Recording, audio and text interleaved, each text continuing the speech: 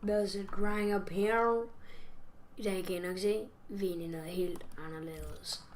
Ja, vi er inde i CSGO, som I nok kan se.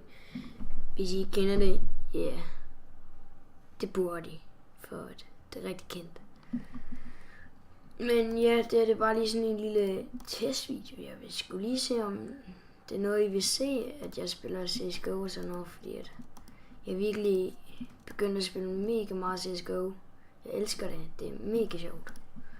Så ja, og som I kan se, jeg har allerede nogle items som Blue Lemonade og Redline og Redline. Sådan nogle ting.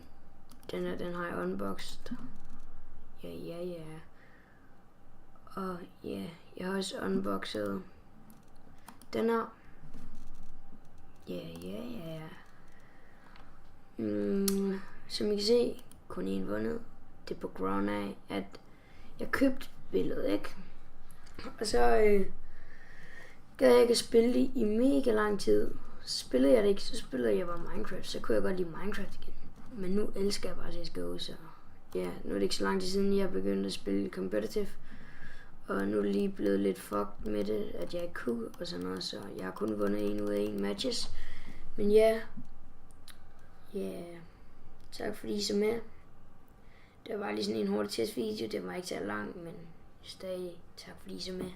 Vi ses i næste video. Måske bliver det CSGO, måske gør det ikke. Vi ses.